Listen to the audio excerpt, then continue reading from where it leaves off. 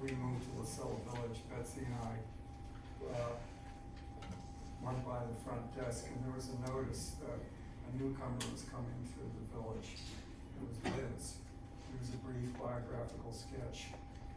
And I thought I knew Liz pretty well because I had had the opportunity of working with her in a couple of ways over the previous 40 years. But even that sketch of Liz that greeted us as a newcomer revealed things about her that I didn't know, that she was a Holocaust survivor. She had an amazing journey even before achieving the professional prominence that she achieved in medicine. And at the same time, Betsy had worked with Liz and Newton at home, and so we had these links with Liz that were very strong, but it was amazing that we had the benefit, only a year, of getting to see Liz in various ways here at the village and getting to know her even better, and it's a very special experience for us that is hard to encapsulate. Early on, Liz was first at Harvard Medical School, and then she went to BU and was and switched research fields, and I happened to get to work in a somewhat similar area of research, and so we went to similar conferences and seminars, and we had a chance to interact at that level professionally, and her intellect and her, her smarts and her love of science, it was just, infectious. And then about 10 years later, after we got to know each other here in Boston, we served on a committee, in fact, two committees of the NIH, National Institute of Health, which reviewed grant applications for people who did research in the field of blood diseases and blood cells. And it was a very tasking experience because one had to go through a lot of grant applications and sift through the wheat from the chaff and figure out which ones were deserving of the limited amount of money that was available. So it was a very, very tough decision, but very, very fair-minded.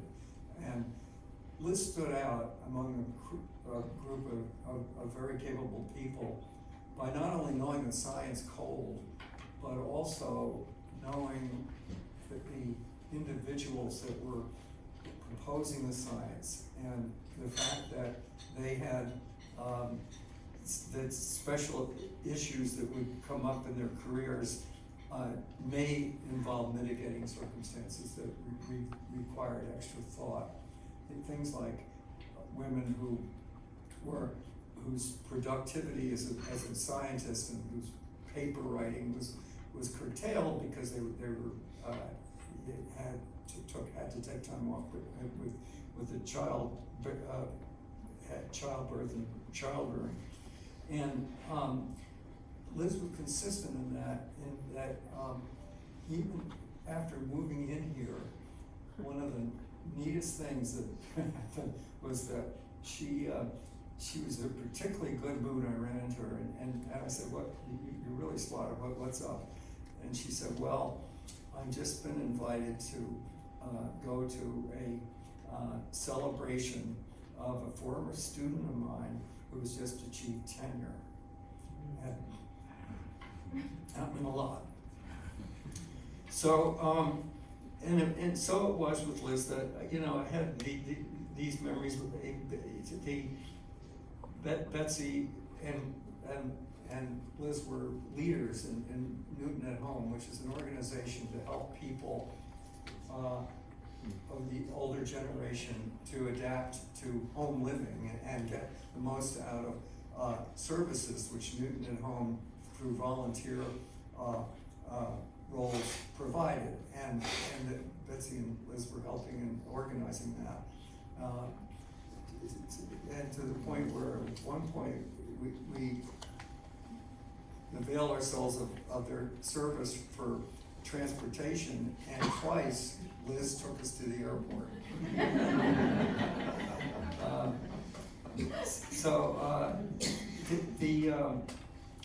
When we got to LaSalle Village, I don't think it was more than 2 weeks after Liz arrived that she gave a seminar in this room on immunoglobulins that Judith Sippis organized. And it was amazing. I mean, she her command of the subject, the complicated subject, and yet she made it vivid and real for a lot of lay audience, and had fun doing it. It was terrific. Liz was an active participant in Larry Clifford's Saturday morning discussion group on foreign affairs, and as well informed as anyone in the group except perhaps Larry. And that zest, her presence and acuity and the fun she had just spilled over into all sorts of other aspects that we got to know a lot better than once we were all together here. She's a community organizer. She had all sorts of plans. Her support of the arts and Boston Artist Group was of course very, very big for her. She had a car that was parked in our building right near the elevator, and most of the time when we go down there to use our car, that parking spot was empty. And it was empty because she was out doing things. She had a real life in the community for the whole year until she got really sick the last couple of months before she died. So she just remained a presence in so many ways. She taught English as a second language to employees of LaSalle Village. So her last couple of months, in a way, it was a continuation of her life before she got so ill, in that she was continued to plan ahead.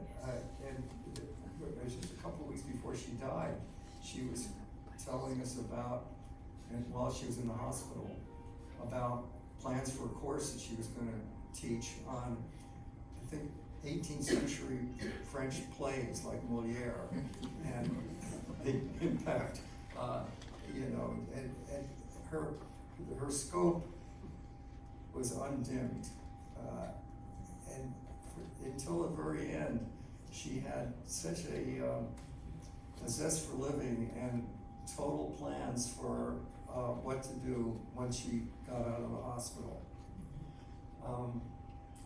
So there's in summary, it's hard to put it into words, but there was this combination and sort of reinforcement in her of these extraordinary personal qualities of character and warmth and kindness and sharp judgment and very wry sense of humor as well, which is it's inescapable, and courage, and all of that made Liz to be, somebody that was so special that we're all left with a big loss here in this community.